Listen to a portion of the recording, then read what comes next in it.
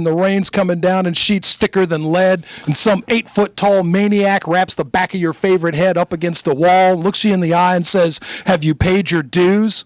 Yes, sir. You just tell him what old Jack Burton always says at a time like that. "Have I paid my dues?" "Yes, sir. The check is in the mail."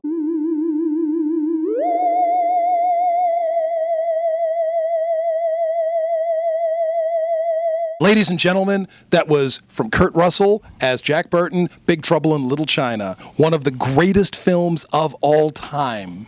Troy? Yes, Kevin? I think we have a problem. Well, the problem that we have here, sir, is that Kayla is not with us, but Giant Size Little Marvels number 4 is. Oh. And there is a song to be sung there. And we have to sing it every time it's here. We have to sing it and make sure it's not... Making sure you're not stepping on Kayla? Yeah. Is she here? Did she... No. Kayla's back to school. So sorry. No pretty redhead in part 1 because some people, it's their birthday and they don't want to get on the show. So...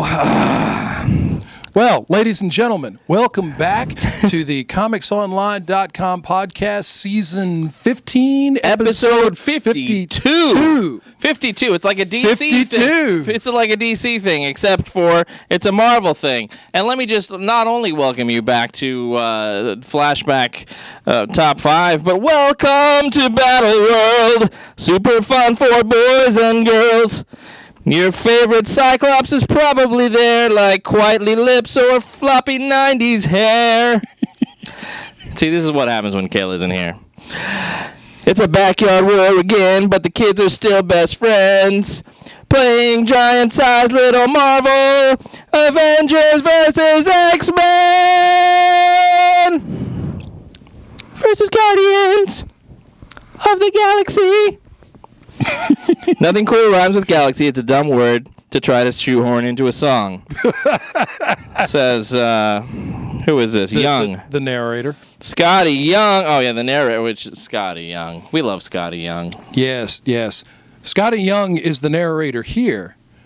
He, however, has nothing, no offense, Scotty Young, on the melodramatic narrator from Cerebus, issue number 102. Don't you remember the classic Dave Sims Cerebus, the Aardvark? I only own,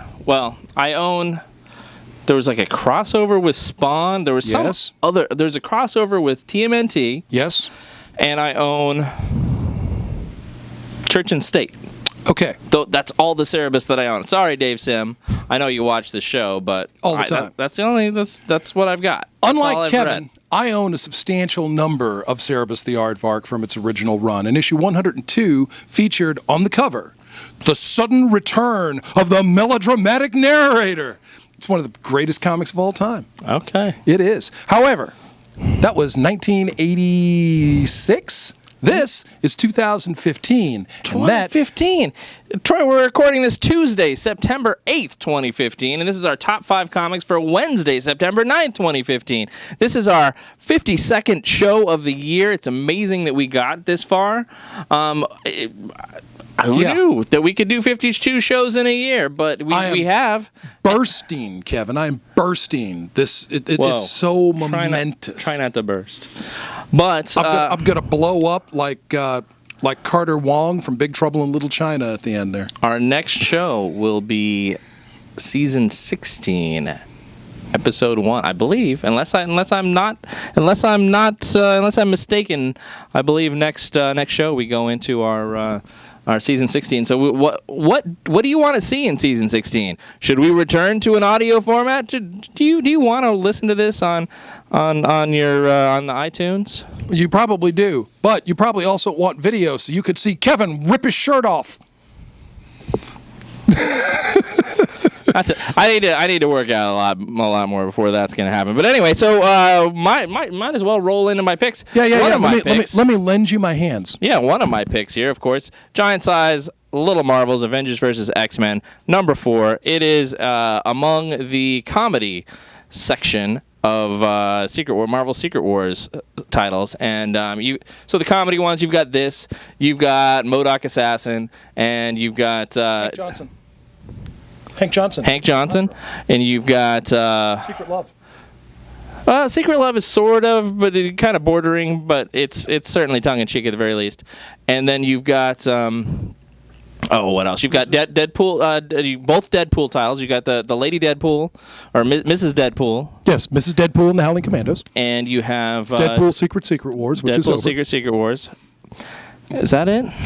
And you have Thor's, the buddy comedy, right? That would be funnier. If that's what that was, that would be pretty funny. No. Thor's is not funny. It is actually very dramatic, police-style procedural drama with Thor's. Gods and Goddesses of Thunder. Yeah. If you got too many Thors, you should get some Band-Aids. All right, so also this week, A-Force number 4.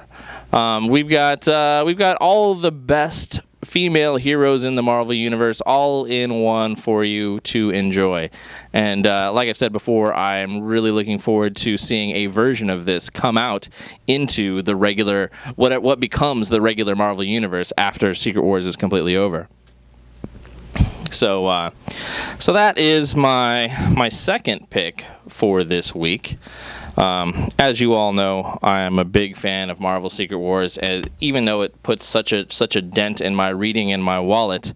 And one of my very favorites out of all of them, I like the main Secret Wars title. I like Old Man Logan, and I like this, Spider-Man, Amazing Spider-Man: Renew Your Vows, where it's Spider-Man, Mary Jane, and little Mayday, going and fighting against a character that I don't recall. What's the name of the character? The main villain in this? What's this guy's name? Oh, jeez. Anyway, I think he's a 90s villain. I don't think they made him up for this. Regent. Do you remember Regent? I don't recall this character at all, but he seems like a very, hi, I'm a 90s character. Like, Rob Liefeld, one of your Image guys created me or something like that. That's the way that's what I get out of it. Anyway, he's the main villain in this zone, this land among the Secret Wars battle world. Domain, thank you, sir. Anyway, number 5 already, and this is a Dan Slott and Adam Kubert joint, so you know you're going to enjoy it. A Slott Kubert joint, y'all. Yeah, it is. My 4th pick for this week. I'm holding up the finger so they can count. Oh, nice. Star Wars. What is it called? Shattered Empire? Shattered Empire. So what happens between Star Wars Episode 6, which is, of course, an Ewok's Hope. What's it called? It's been so long. I'm getting old. Star Wars Episode 6 and Star Wars Episode 7. I believe you were referring to Return of the Jedi. Oh, yeah, Return of the Jedi. Revenge of the Jedi and Star Wars The Force Awakens. Jedi do not take revenge. Well, that's not what my poster said that I got out of Hot Dog Magazine. When George Lucas retrocons it, it becomes canon. Hard to argue with that. Even I might not like it, but it's hard to argue with that. So so we've got our old friends and finding out what bridges the gap, and so that's kind of cool. And of course, my last pick for this week is really my first pick for this week. But we've got issue 146 of my favorite comic of all, which is of course The Walking Dead. Walking Dead has been my favorite comic for quite some time and continues to be. There's some crazy stuff going on. Don't want to get into it too big. That's pretty safe, right? Yeah, that's pretty safe. It's not really saying anything, but just giving you a little bit of a mood. As you can see on the cover. Well, what I was going to say, going along, it is, yes, definitely. It's very moody. It's very textured. It's very, what's the phrase I'm looking for? This is like cinematic noir, just, the quiet, the dark, the shadow, the interplay of the different scenes. It reminds me of the old G.I. Joe comic, that number 21, the silent issue. Yeah. It tells a story with no words. And you need to, I've been very interested actually in the Whisperers. I'm not as caught up as I really truly need to be to talk about it. Was that Assistant Editors Month? Larry Hama was like, all right, I'm taking a month off. No. That was actually just after Assistant Editors Month. But it seems like something you'd be like, ha, silent issue. I don't have to script anything. So anyway, as depicted on the cover here, we've got Rick versus Maggie Green, and you're like, what? Why are they fighting? Why is Maggie punching Rick? He doesn't seem to be fighting back because maybe he feels he deserves it. Well, a few people got killed. Don't want to say who, if in case you're not caught up, but a few people got killed last issue, and it's been quite a big deal.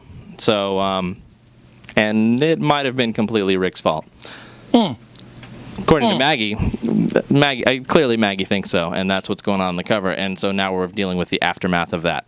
That's a nice way to not spoil too much, yeah? Yeah. Okay, yeah. There we are. So are you ready for me? I'm ready for you. This was going to Hold on. What? I got to tell our audience.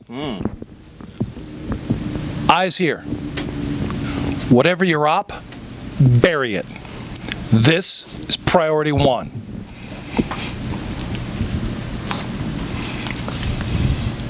Oh, here we are. Troy David Phillips. Yeah, that's right. You got that? You got that? Okay. Agent of S.H.I.E.L.D. When you see this comic, you purchase it. You pick it up, you take it home. You sit down in a quiet room and you read it, cover to cover. And you enjoy it. Then you share it with a friend or two. And you watch them and you make sure they share it. This is Quake #1, celebrating the 50th anniversary of S.H.I.E.L.D. We have had S.H.I.E.L.D. in one incarnation or another for 50 years, ladies and gentlemen. So, continuing on from S.H.I.E.L.D. issue #9, continuing on from Mockingbird #1, here we are in Quake #1. So now we just have to wait for Peggy Carter and Fury and the Cavalry. And S.H.I.E.L.D. #10. I'm looking forward to the Cavalry, particularly because I really love her character in the Agents of S.H.I.E.L.D. show, and while she's certainly been in the S.H.I.E.L.D. comic book, she hasn't been highlighted, and so having a now, are these going to be ongoing at all? Are they going to be miniseries? What's the deal? Are they one shots? I thought they were just one shots for the 50th. Yeah, and they're going to continue to be substantial characters in their own books going forward, or in the S.H.I.E.L.D. series. I'm sorry, going forward. So this might be a tester. Then if they get a really big rise out of people, maybe we can get at least a miniseries. Because I would love to see some miniseries of each of these. Really, for those who don't know, Daisy Johnson is the daughter of Calvin Zabo, also known as Mr. Hyde. A longtime career criminal, got his start in a journey into mystery, partnered with the Cobra, fighting against Thor. Daisy Johnson was picked by Nick Fury to be on the Secret Warriors, nicknamed the Caterpillar Team. Fury couldn't trust anybody at S.H.I.E.L.D., so since the tree was rotten, he picked up the fresh apples and started to work on S.H.I.E.L.D. and Hydra, and in a fantastic series was Secret Warriors. We got to see a lot of Daisy Johnson. We got to see a lot of awesome stuff. And the look on Baron Strucker's face when he realized how badly he had been played by Nick Fury was priceless. So yes, 50 years of S.H.I.E.L.D., Quake #1. Dive into that. Nice. Now then. My second pick. Troy. From Image Comics. Are you woman enough to survive Bitch Planet #5? Absolutely not. Ladies and gentlemen, Kelly Sue DeConnick delivering up a comic in the style of exploitation, women in prison movies from the 1970s. If you're close to my age, you probably remember those things. If you're not, well, some of them are worth checking out, and some of them are actually pretty terrible pieces of celluloid nonsense. However, Bitch Planet is not terrible, and it is not a waste. It's very well put together. It's got an interesting plot, an interesting ensemble of characters in a planet, a prison planet. Outer space planet, a prison full of women. And they have a kill derby for the most part. I mean, that's pretty much what it comes down to. Is this kind of gladiatorial sport where the main character is asked to put together a team to fight for people's televised enjoyment. She, however, is going to find a way to flip the script, turn this around. Are you reading the ads? Reading the ads. The fake ads on the back are hilarious. The fake ads are actually pretty hysterical. If you hadn't been checking out Bitch Planet, you definitely want to do that. And I do believe Volume 1 of the trade either is available or will be available very soon. So if you missed the sold-out first issue, shame on you. But come talk to me about trade paperbacks, and maybe I could help you with that. Here's an example of one of the ads on the back. And this is like these ads are all stapled to a corkboard. Corkboards are things they used to have in the past, children. Look, I know she's not a great cat. She's really damp, and hay sticks to her all the time and other stuff, and she only has like 3 teeth, but she ate all my watermelon. But she's my cat, and I love her. Last seen on the riverbank. Might bite, and then there's a phone number. It's funny. Yeah, all right. Now then, talking about flipping the script. Yeah? Ladies and gentlemen, Brian Wood is delivered the latest issue. This is the 4th issue of Starve. Okay? So, Starve is a show about a man who is host of a cooking reality show. He is a phenomenal chef, and he has found himself in some financial arrears. His ex-wife is trying to take his fortune, and the only way he can get his money is to complete these network episodes. However, someone within the network is trying to make sure that he fails. So he is on the show as a contestant, but the show is being rigged against him. However, up to this point, he has won every challenge, and he has the support of his daughter, who, unlike her mother, does not hate her father. So she is in her dad's corner, she believes in him, and she is striving for him to push himself, rise above the crap, and do the best that he could possibly do to win this thing. Very interesting script, very interesting character development is Brian Wood on this. It seems like I would like to see this as a movie. That seems like it would be a great film. It might make an interesting movie or a Netflix series, either way. Yeah, but something like that. If you were a fan of Brian Wood's work in the Dark Horse Star Wars, if you were a fan of Brian Wood's work on Moon Knight, if you were a fan of Brian Wood's work on the Image series Mara, Brian Wood, get into this, ladies and gentlemen. And now from Wood to Wade, Marc Waid over at IDW. And this is the, hold on a second because I lost count of the issue number. This is number 5. The 5th issue of Insufferable. This is what happens when you take a hero and his sidekick, who happens to be his son, and his son doesn't like his father. They used to work together. The son split off on his own. He thinks he knows what's best. He thinks he knows how to do this. He uses social media to his advantage. He does everything he can to make his father look bad. He blames his father for the terrible things that happened to his mother, and I don't want to spoil too terribly much more of this. However, look, Nightwing, I just couldn't. You can't use somebody else's information on your FAFSA. I might be internalizing this too much. Just a little bit.